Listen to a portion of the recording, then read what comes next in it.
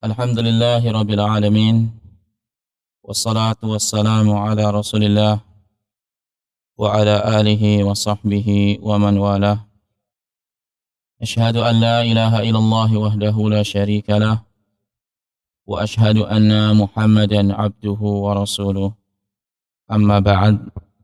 Para hadirin dan jamaah yang dirahmati Allah Subhanahu wa taala.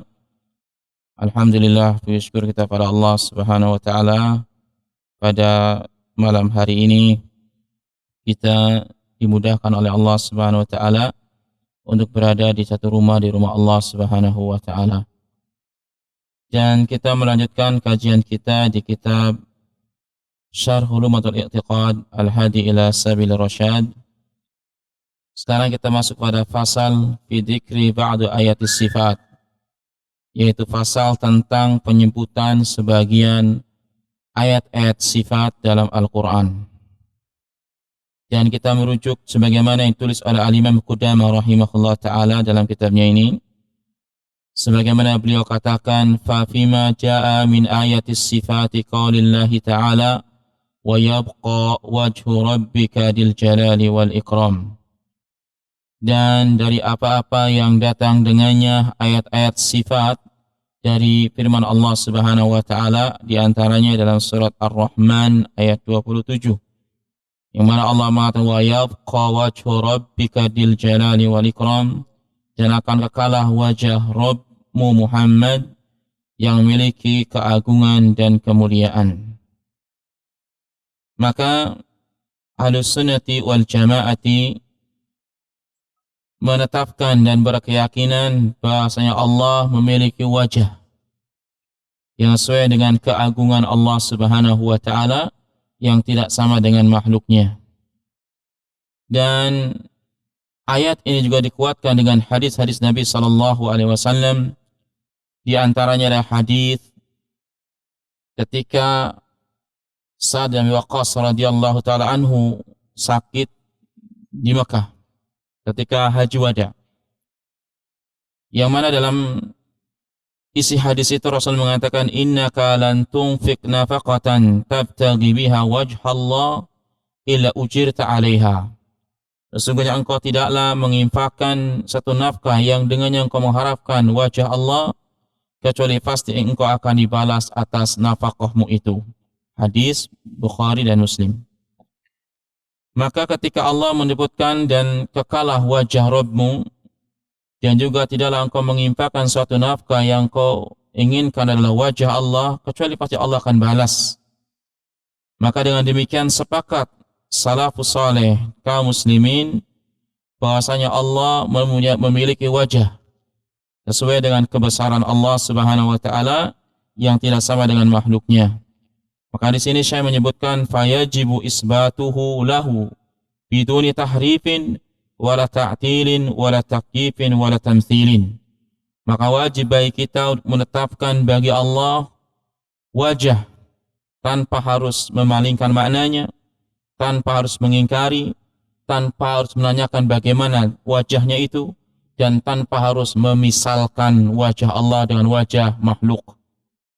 Maka ini adalah keyakinan Ahlus Sunnah wal Jamaah. Waqad fasarahu ahlu ta'til bisawab. Dan ahlu ta'til atau orang-orang yang suka menakwil ayat Allah Subhanahu wa taala, mereka mentakwil wajah Allah dengan sawab, dengan pahala. Kata mereka, yang kekal itu bukan wajah Allah, tapi yang kekal adalah pahala Allah Subhanahu wa taala. Wajhu maksudnya adalah pahalanya. Sama seperti engkau harapkan wajah Allah, maksudnya engkau mengharapkan pahala dari Allah. Maka mereka menafsirkan wajah menjadi apa? Pahala. Maka ini adalah kekeliruan di dalam bahasa Arab dan kekeliruan dalam akidah Ahlus Sunnati wal Jamaah. Karena ayat-ayat sifat tidak boleh dipalingkan dari asalnya. Karena Allah telah mengatakan demikian, Nabi telah mengatakan demikian, dan telah dipahami oleh salafus saleh demikian. Maka itulah sungguhnya maknanya. Maka di sini disebutkan sebagian orang itu dari ahlu ta'til, di antara ahlu tahrif dan ta'wil, mereka menafsirkan kalimat wajah menjadi apa? Thawab, menjadi pahala.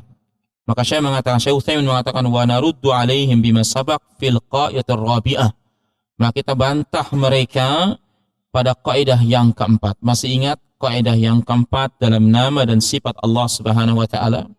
Kita telah jelaskan di awal kitab ini ada 4 kaidah memahami nama dan sifat Allah Subhanahu wa taala secara ringkas. Dan bagaimana bantahan pada kaidah yang keempat? Kaidah yang keempat adalah kaidah membantah ahlu ta'wil di dalam menakwil sifat-sifat Allah Subhanahu wa taala. Apa pertama? Apa? Annahu khilafu dhahirun nusus. Yang pertama, kaidah yang keempat bantahannya karena itu menyelisihi dhahir nas. Ya kan? Karena menyelisihi nas yang nampak. Yang nas yang nampak adalah wajah. Kenapa dipalingkan menjadi pahala? Dari mana datangnya wajah jadi pahala? Karena tidak ada Quran menafsirkan pahala dengan wajah, wajah dengan pahala. Tidak ditafsirkan dengan sunnah, tidak juga salah seorang sahabatnya mengatakannya. Maka apa di sini? Ana khilafu dhahirun nas. Yang pertama bantahannya karena tafsiran kepada selain wajah menyelisihi aslinya, menyelisihi kata aslinya. Yang kedua bantahannya apa? Annahu khilafu tariqatus salaf. Yang kedua ini menyelisih jalannya salaf di dalam menafsirkan sifat-sifat Allah Subhanahu wa ta'ala. Salaf maksudnya apa? Sahabat, tabi'in, dan itba'ut tabi'in. 3 generasi inilah disebut salaf. Karena Rasul mengatakan khairun nasi qarni. Sebaik-baik generasi, sebaik manusia generasiku sahabat. Summa ladina yalunahum, generasi berikutnya tabi'in. Summa ladina yalunahum, generasi berikutnya pengikut tabi'in. 3 generasi ini yang disebut Nabi SAW generasi terbaik. Jadi pertama menyelisihi nas. Yang kedua apa? Menyelisih jalannya salaf di dalam apa? Menafsirkan ayat-ayat sifat, di mana salaf tidak pernah menafsirkan ini dan itu kecuali bertafkan sesuai dengan apa yang nampak dari nas tersebut. Yang ketiga, anahu la dalila alaihi dalilan sahih. Tidak ada dalil yang sahih yang menunjukkan bahwasanya wajah diganti dengan pahala. Dari mana wajah jadi pahala? Nah, kecuali hanya prasangka, tebakan semata. Ya. Yang keempat, annahu min tahrifil kalami an mawadhihi, yaitu adalah apa? Bahwasanya itu pemalingkan makna dari makna yang sebenarnya. Karena Allah mengatakan wa yabqa wajhu rabbik, yang kekal adalah wajah Rabbmu. Maka kalau wajah diganti dengan sawab, maka yang kekal adalah pahala Allah. Apakah kalau pahala kekal kemudian siksanya tidak kekal? Kita kan ada pertanyaan yang nyusul. Kalau sawab kan pahala, bagaimana dengan siksanya nanti? Repot jawabannya. Maka wajah adalah wajah. Wajah siapa? Wajah Allah Subhanahu wa ta'ala. Allah memiliki wajah karena Allah menyebutkan dirinya punya wajah. Apakah setiap yang punya wajah kemudian harus sama dengan wajah wajah makhluk? Apa kalau Allah punya wajah lantas disamakan dengan wajahnya hamba? Kan tidak. Hamba aja setiap wajah punya hamba, setiap hamba punya wajah. Tapi wajah hamba apakah sama? Tidak. Jadi Allah punya wajah sesuai dengan keagungan dan kebesarannya yang sangat indah, tidak sama dengan wajah makhluknya. Ya. Dan ini Ahlussunnah wal Jamaah dari zaman ke zaman demikian menafsirkan ayat-ayat sifat. Sebagian ahlu ta'wil atau ta'til ya memalingkan makna dari makna sebenarnya kepada makna-makna yang dia inginkan, bukan kepada makna yang Allah inginkan. Nah, ini contoh tentang apa? Tentang wajah Allah Subhanahu wa ta'ala.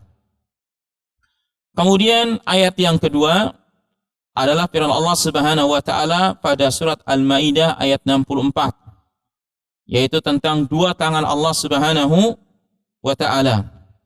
Di mana Allah Subhanahu wa ta'ala berfirman dalam Al-Maidah 64, bal yadahu mabsutatani yunfiku kaifa yasha. Tetapi kedua tangan Allah itu kedua-duanya terbentang memberikan kepada siapa yang dia kehendaki. Ini bantahan kepada orang-orang Yahudi, yang orang Yahudi mengatakan yadullahi maglulah, tangan Allah itu menggenggam, kinaya alal bakhil, ya, menuduh Allah adalah bakhil. Maka Allah bantah bal yadahu mabsutatani, bahkan kedua tangan Allah dua-duanya terbentang. Yunfiku kaifa yasha, Allah memberikan menafkahkan kepada siapa yang Dia kehendaki, ya. Maka Ahlussunnah wal Jamaah menetapkan bahwasanya Allah dalam ayat ini memiliki dua tangan yang dua-duanya adalah terbentang. Bahkan dalam hadis, dalam ayat yang lain juga Allah menetapkan Allah punya dua tangan. Allah tidak pernah menetapkan dirinya satu tangan atau lebih dari dua. Allah menetapkan dirinya memiliki dua tangan. Bisa dilihat dalam surat Shad ayat 75. Contoh misalnya surat Shad ayat 75 ketika Allah berkata kepada iblis, kenapa tidak mau sujud kepada Adam? Allah berkata, qala ya iblisu ma mana'aka an tasjuda lima khalaqtu biyadayya astakbarta am kunta minal 'alin. Ketika Allah berkata, hai iblis, kenapa ya, apa yang mencegahmu, apa yang menahanmu tidak sujud kepada hamba yang aku ciptakan dengan kedua tanganku? Jelas ya? Lihat di terjemahnya dalam surat Shad 75. Pasti terjemahnya bukan tangan di sana disebutkan. Kalau bukan tangan berarti penerjemahan bukan Ahlussunnah wal Jamaah. Kalau terjemahnya bukan tangan, kalau terleknya saya disebutkan, wahai iblis, kenapa engkau tidak sujud? Apa yang mencegahmu tidak sujud kepada hamba yang aku ciptakan dengan kedua tanganku? Kamu orang yang sombong atau sombongkah engkau atau engkau orang yang merasa tinggi? Jelas ya? Ketika Allah berkata kepada iblis, kenapa kamu tidak sujud kepada hamba yang aku ciptakan dengan kedua tanganku? Satu-satunya hamba yang Allah ciptakan dengan kedua tangan Allah adalah Adam alaihissalam. Ini penghormatan Allah kepada Adam, karena seluruh hamba diciptakan dengan kalimat kun fayakun. Sebagaimana Allah katakan dalam akhir surat Yasin atau di akhir-akhir surat Yasin, innama amruhu idza arada syai'an ayaqulu lahu kun fayakun. Sungguhnya urusan Allah, apabila Dia menghendaki sesuatu, maka tinggal bilang jadi, maka jadilah. Tapi Adam enggak. Allah pilih dari tanah tertentu, kemudian diciptakan dengan kedua tangannya menjadi tubuh yang seperti Adam itu. Kemudian baru dituan ruh kepadanya. Makanya Allah berkata kepada iblis, hai iblis, apa yang mencegah kamu tidak mau sujud kepada hamba yang aku ciptakan dengan kedua tanganku? Artinya Allah memuliakan penciptaan Adam lebih dari penciptaan makhluk yang lainnya. Ya. Nah, ini menyebutkan dengan dua tangan. Ya. Maka ikhwatal iman yang dirahmati Allah Subhanahu wa taala, ini menunjukkan bahwasanya Allah Subhanahu wa taala memiliki dua tangan. Kalau yang disandarkan kepada secara pribadi, maka adalah dua tangan, ya. Kecuali Allah Subhanahu wa taala misalnya menjadikan kalau domirnya kepada saya, kepada dirinya langsung secara individu, maka dua tangan. Kecuali Allah Subhanahu wa taala menyebutkan pakai kami, maka tentunya di sana banyak tangan karena kembali kepada kami, ya. Seperti misalnya dalam surat Yasin ayat 71. Allah mengatakan awalam yarau anna khalaqna lahum mimma amilat aydina an'ama. Apakah mereka tidak melihat bahwasanya ketika kami, ya, menciptakan mereka, kami menciptakan mereka lahum mimma amilat aydina, bagi mereka apa-apa yang telah kami kerjakan dengan tangan-tangan kami. Ini tangan-tangan kami karena Allah menggunakan kalimat khalaqna, kami ciptakan. Tapi ketika saya ciptakan menggunakan kalimat dua tangan, ya. Nah, ini menunjukkan bahwasanya Allah Subhanahu wa taala memiliki dua tangan, ya, yang sempurna sesuai dengan kebesarannya, yang tidak sama dengan hambanya. Allah punya dua tangan, tapi tidak mesti melazimkan sama dengan manusia. Itu ya. Jadi kita menetapkan Allah punya dua tangan, dan kita tidak mengatakan dua tangan Allah sama dengan tangan kita. Maka tidak ada yang menyerupakan ketika kita menetapkan Allah punya dua tangan. Ya, karena yang mengatakan punya dua tangan juga Allah Subhanahu wa taala. Yang mengatakan tidak sama dengan hambanya juga Allah Subhanahu wa taala. Bagaimana cara mengkompromikannya? Maka menetapkan apa yang ditetapkan Allah Subhanahu wa taala dan mentiadakan apa yang ditiadakan oleh Allah. Allah menetapkan dirinya punya dua tangan, tetapkan punya dua tangan. Lantas apa yang ditiadakan? Kesamaan tangan itu tidak sama. Karena setiap yang memiliki dua tangan apakah sama? Kan tidak. Monyet juga punya dua tangan. Hewan juga punya dua tangan, tapi tidak sama dengan tangan kita. Ya. Kalau hamba dengan hamba tidak sama, bagaimana hamba dengan pencipta mungkin kesama? Tidak mungkin, ya. Nah, ini ya apa namanya? Tentang tangan. Maka Ahlussunnah wal Jamaah menetapkan bahwasanya ya tangan memiliki dua tangan, ya.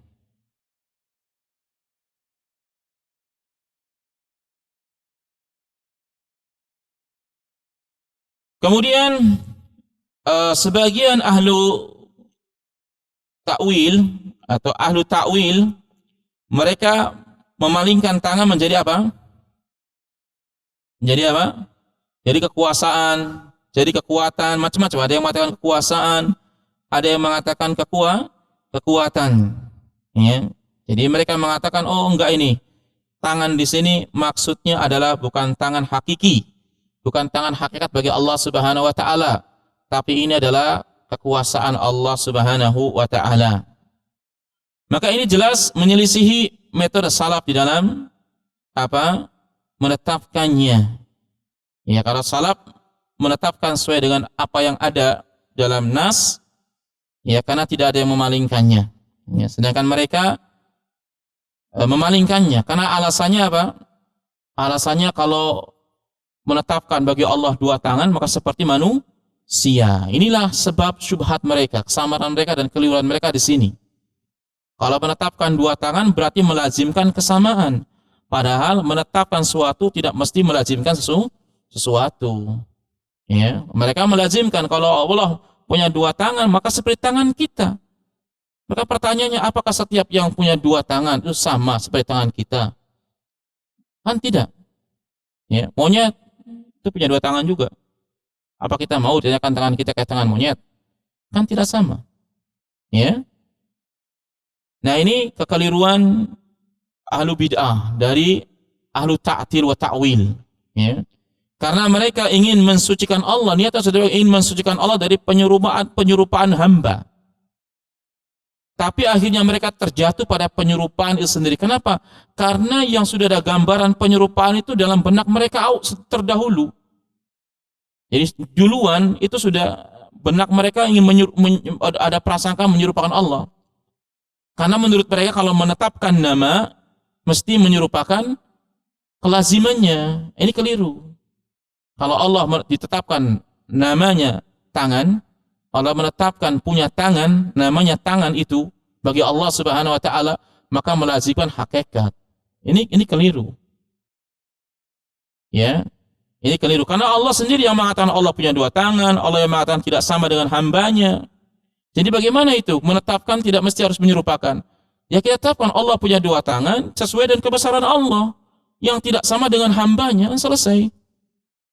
Kita menetapkan Allah punya dua tangan tidak mesti melazimkan tangan Allah sama dengan tangan kita, karena kita dengan hamba yang lain pun tidak sama tangannya. Ya. Maka ini cara Ahlussunnah wal Jamaah di dalam mengkompromikan ya hal-hal yang ditetapkan dan hal-hal yang ditidakkan oleh Allah Subhanahu wa taala sebagaimana mestinya. Ya. Sebagaimana mestinya. Dan juga kalau seandainya dikatakan kekuatan, juga nanti ada pertanyaan yang menyusul yang merepotkan mereka dan mereka tidak bisa akan menjawabnya. Seperti misalnya mereka menerjemahkan kalimat kekuasaan, tangan jadikan kekuasaan. Tapi kan mereka tidak jujur juga dalam menafsirkan, di dalam menerjemah. Kan kalimatnya sudah jelas, bal yadahu. Tetapi kedua tangannya, tangan Allah. Lihat terjemahnya. Kita terjemahkan letterlock. Setelah itu terjemahkan dengan bahasa apa yang dia inginkan. Tapi harus konteksnya sama. Itu kalau mau menjadi orang yang amanah dalam menerjemah. Di sini letaknya yang jadi masalah adalah kedua tangan Allah, bukan? Yadun, yadani, yadahu itu adalah dua mufrad musanna. Ganda dalam bahasa kitanya. Ini nggak bisa dipaling-palingkan kepada satu, tidak palingkan kepada banyak. Itu harus dua terjemahannya. Mestinya ketika kita menerjemahkan aslinya kedua tangan Allah, dua-duanya terbentang. Ini bahasa Al-Quran, bahasa Arab letterleknya. Bal yadahu, kedua tangannya, mabsutotani, dua-duanya terbentang. Pokoknya kalau kalimatnya dua, mesti kalimat berikutnya pasti menunjukkan dua. Itu konteks bahasa Arab. Ja'a rajulani jamilani, mesti begitu. Datang dua laki-laki yang ganteng. Iya kan? Ja'a mudarisatani, misalnya apa? Dakiyani, mesti begitu. Datang dua seorang guru, dua-duanya adalah cerdas. Mesti begitu, Pak. Iya kan? Mesti begitu bahasanya. Rajulani jamilani. Harus begitu. Ini sama, yadahu mabsutotani. Karena yadahunya dua, terbentangnya masih dua. Itu bahasa Arab. Nggak mungkin disebutkan ja'ani rajulani jamilun atau jamilun itu ya. Tidak mungkin, harus jamilan. Itu bahasa Arab. Karena kalimat dua ini nggak bisa dipaling-palingkan kepada, nggak bisa dikias, nggak dimajaskan. Ini kalau konteksnya bahasa Arab. Iya, bahasa Arab yang mana-mana saja sama aja. Artinya apa? Nggak bisa kecuali menetapkan nama asli. Makanya kalau kita lihat terjemah dan cara mereka menerjemah itu tidak amanah ilmiah. Mestinya kalau yang jadi masalah dua tangan Allah, mereka katakan kalau dua tangan Allah sama seperti tangan hamba, kita ganti dengan kekuatan. Mestinya mereka itu menerjemahkan tetapi kedua kekuatan Allah dua-duanya terbentang. Mestinya begitu.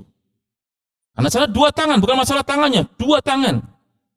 Mereka ganti tangan menjadi kekuatan. Mestinya dua kekuatan Allah dua-duanya terbentang. Mestinya begitu, mestinya begitu. Tapi kenyataannya kan tidak. Kenyataannya mereka mengatakan tetapi kekuasaan Allah terbentang. Tetapi kekuatan Allah terbentang. Itu enggak amanah ilmiah namanya. Karena duanya dipalingkan menjadi umum. Kekuatan bisa satu, bisa dua, bisa banyak. Tapi kalau orang sudah menetapkan dua kekuatan, maka enggak ada kekuatan yang satu, enggak ada kekuatan yang tiga. Hanya dua. Kalau mereka jujur akan mengatakan dua kekuatan Allah terbentang, maka pertanyaannya, dua kekuatan Allah yang mana? Apakah Allah punya dua kekuatan saja? Kalau dua kekuasaan Allah yang mana? Apakah Allah membatasi dirinya punya dua kekuasaan? Itulah yang mereka hindari. Kenapa terjemahnya tidak mengatakan dua kekuasaan, dua kekuatan? Mereka dengan kalimat umum, kekuatan Allah, kekuasaan Allah. Ilmiahkah ini? Enggak sama sekali. Ingat Allah yang mengajarkan kita Al-Quran, bahasa Arab itu Allah. Bahkan ilmu bahasa Arab itu merujuk kepada Al-Quran. Tidak mungkin Allah salah dalam meletakkan kalimat-kalimatnya. Kenapa meletakkan demikian? Coba kalau Bapak belajar bahasa Arab, kemudian disebutkan demikian, pasti disalahkan oleh gurunya. Kalau musanna mesti musanna datangnya, nggak bisa yang lain. Ya, ini kalau kita konteksnya bahasa Arab, dan Al-Quran itu berbahasa Arab, tidak jauh dari asal bahasanya. Ini kesalahan-kesalahan. Makanya kalau kita menyelisih salaf di dalam menafsirkan apapun, pasti akan keliru, karena salaf jalan yang benar. Karena salaf belajar langsung dari Nabi Sallallahu Alaihi Wasallam dan dipuji oleh Nabi Sallallahu Alaihi Wasallam. Menyelisihi mereka, maka sama saja kita menyelisihi Nabi Sallallahu Alaihi Wasallam dalam beragama. Ya, ini contoh yang sangat jelas bagaimana seorang memalingkan makna yad, tangan, yang dia inginkan, tidak ingin menyerupakan Allah Subhanahu Wa Taala. Akhirnya mereka menerjang banyak kaidah. Ya. Karena Allah yang mengatakan bal yadahu, kedua tangannya. Allah juga yang mengatakan ma mana'aka antasjuda lima khalaqtu biyadayya. Hai iblis, karena apa yang mencegahmu untuk tidak sujud kepada hamba yang aku ciptakan dan kedua tanganku. Ketika diidhafahkan kepada dirinya dengan mufrad, dengan dirinya sendiri, maka Allah mengatakan dua tangan. Itu menunjukkan bahwa Allah memiliki dua tangan yang sesuai dengan kebesarannya, tidak sama dengan makhluknya. Maka kita menetapkan tidak perlu menyamakan. Ya. Kemudian yang ketiga adalah sifatun nafas, yaitu sifat jiwa. Ya, sifat jiwa. Sebagaimana Allah Subhanahu wa taala sebutkan dalam Al-Qur'an pada surat Al-Maidah ayat 116, ya. Ta'lamu ma fi nafsi wa la a'lamu ma fi nafsik. Ini tentang penghabaran Isa alaihi wassalam, di mana Isa berkata, ta'lamu ma fi nafsi wa la a'lamu ma fi nafsik. Engkau Allah Maha tahu apa yang ada dalam diriku, dan aku Isa bin Maryam, maksudnya tidak mengetahui apa yang ada pada dirimu. Ya. Maka di sini Isa bin Maryam menetapkan bahasanya Allah punya jiwa, sebagaimana manusia punya jiwa. Ya. Artinya Allah Subhanahu wa taala memiliki jiwa yang sesuai dengan kebesarannya, tidak sama dengan hambanya. Dan hamba memiliki jiwa sesuai dengan kebesaran hamba, yang tidak mungkin sama pula dengan penciptanya. Dan ijma' salafus saleh dari Quran dan sunnah serta ijma' kaum muslimin ya tentang sifat ini. Ya, Allah punya jiwa. Karena Allah mengatakan, karena Isa mengatakan, ta'lamu ma fi nafsi wa la a'lamu ma fi nafsik. Engkau tahu apa yang dalam diriku dan aku tidak tahu apa yang ada pada dirimu. Ya. Juga dalam hadis Nabi sallallahu alaihi wasallam juga disebutkan yang sama. Dalam doa-doa Nabi sallallahu alaihi wasallam di antaranya disebutkan subhanallah wa bihamdih adada khalqih wa ridha nafsih wa zanatu arsyih wa badada kalimatih. Subhanallah wa bihamdih. Semoga segala puji milik Engkau ya Allah, dan pujianmu adalah khalqih, dengan jumlah ciptaanmu, wa ridha nafsih, dan ridha pada keridhaan jiwamu. Maka di sini kan bahwasanya apa? Nabi SAW berdoa dengan keridhaan jiwanya Allah Subhanahu wa taala. Maka Allah memiliki jiwa yang sesuai dengan kebesaran Allah, tidak sama dengan kebesaran hamba. Jadi kalau Allah punya jiwa, kita jiwa, ya tidak masalah. Jiwa Allah memiliki keagungan sendiri, karakter sendiri yang tidak sama dengan kita. Menetapkan nama tidak langsung melazimkan menetapkan segalanya sama, tidak. Ya. Nah, ini Ahlussunnah wal Jamaah demikian. Ya. Dan jiwa ini adalah sifat dzatiyah bagi Allah Subhanahu wa taala, sebagaimana tangan juga sifat dzatiyah bagi Allah Subhanahu wa taala. Ya. Ya, sebagian orang mentiadakan sifat jiwa. Kalau Allah punya jiwa, maka kayak seperti kita. Itulah orang yang punya gambaran selalu menyerupakan Allah Subhanahu wa taala. Akhirnya nggak ada sesuatu yang sama, nggak ada yang tidak sama, mesti dibuang semua. Iya kan? Karena mereka, ya makanya kelompok yang bermasalah dengan nama dan sifat kan beragam. Ada Jahmiyah yang membuang nama dan sifat, ada Mu'tazilah yang membuang semua sifat, ada Asy'ariyah menetapkan 7 sifat, ada Maturidiyah menetapkan 20 sifat, ada Kulaibiyah menetapkan semua sifat kecuali membuang sifat ikhtiyariyah. Macam-macam kan kelompok nih. Makanya mereka saling berseteru di antara mereka. Iya kan? Berseteru di antara mereka. Nah, yang benar yang mana? Ahlussunnah wal Jamaah mengatakan menetapkan nama dan menetapkan semua sifat bagi Allah Subhanahu wa taala, dan sifat Allah lebih banyak daripada namanya. Begitu harusnya. Karena kalau kita mengatakan, oh jiwa tidak cocok, tangan tidak cocok bagi Allah, menyamakan dengan hamba, ya sudah jadi Mu'tazilah saja. Tetapkan nama, buang semua sifat, selesai kan? Kenapa harus ditakwil-takwil? Mana yang lebih utama? Mentakwilnya yang tanpa dalil atau membuangnya? Sama aja, nggak ada yang utama. Mu'tazilah itu ingin mensucikan Allah, menetapkan nama, membuang semua sifat. Kenapa? Kalau Allah punya sifat seperti hamba, maka dibuang oleh Mu'tazilah. Tapi sebagian orang enggak. Ini dipakai, yang ini dibuang. Iya kan?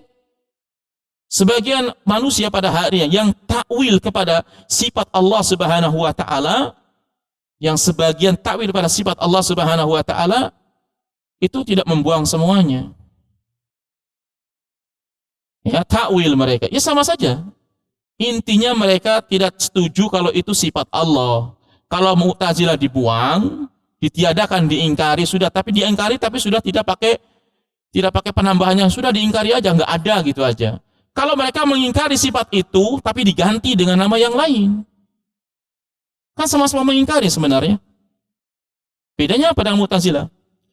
Kadang-kadang sisi mungkin bagus Mu'tazilah sudah tidak mengingkari saja.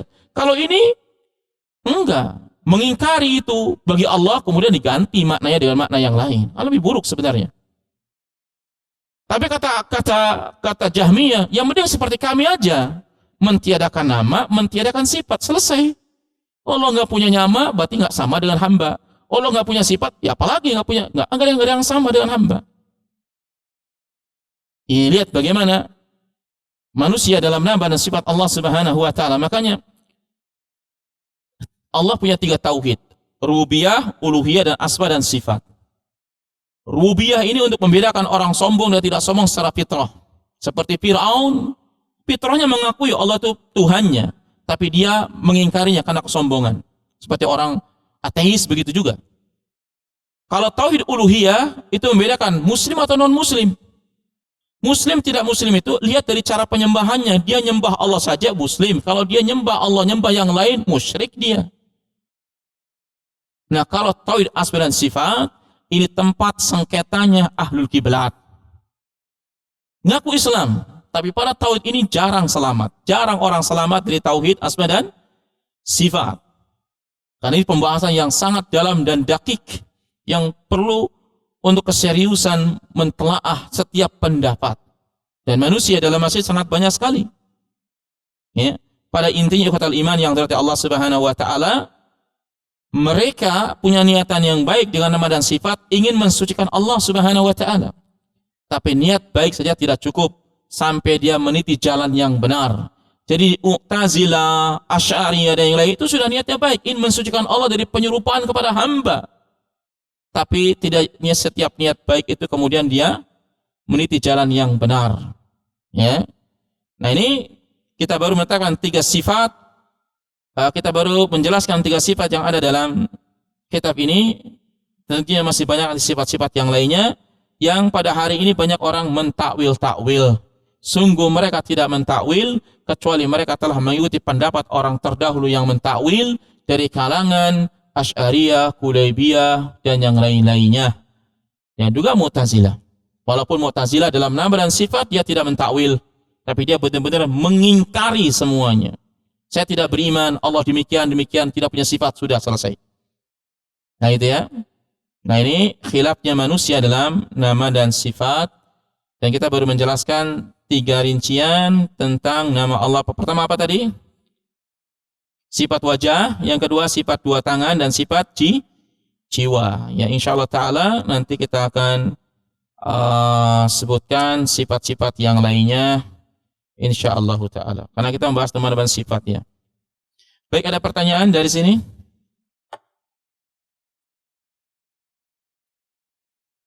Ada soal, pertanyaan? Kalau tidak ada kita cukupkan dulu ya. Sebenarnya nanggung ini ya, karena sebagian nanti, tapi nggak apa-apalah, kita berjalan sesuai apa yang ada aja, sesuai waktunya. Baik ikhwatal iman yang dirahmati Allah Subhanahu wa taala, demikian dulu kajian kita pada malam hari ini, mudah-mudahan bermanfaat. Dan memang pembahasan nama dan sifat ini pembahasan yang dalam, yang butuh pemahaman yang cukup. Tapi kita insya Allah bisa memahaminya, bisa membandingkannya, kenapa demikian. Karena Ahlussunnah wal Jamaah sepanjang kurunnya sudah membuat kaidah-kaidah dan buku-buku dijelaskan begitu mudahnya. Barang siapa yang ingin meniti jalannya, maka Allah akan berikan hidayah. Tidak ada dalil-dalil ahlus syubhat kecuali mulai dibantah oleh para ulama kita ridwanullahu alaihim. Kita berharap pada Allah Subhanahu wa taala agar Allah senantiasa berikan kita kekuatan menuju jalannya dan istiqamah di jalan kebenarannya, tidak berpaling dari jalannya salaf, karena salaf itu a'lam wa ahkam wa aslam. Salaf itu lebih paham dengan ilmu, salaf itu lebih hikmah, dan salaf itu lebih selamat. Aqulu qouli hadza wa astaghfirullahal azim. Subhanaka wa hamdik, asyhadu an la ilaha illa anta, astaghfiruka wa atubu ilaik. Wassalamualaikum warahmatullahi wabarakatuh.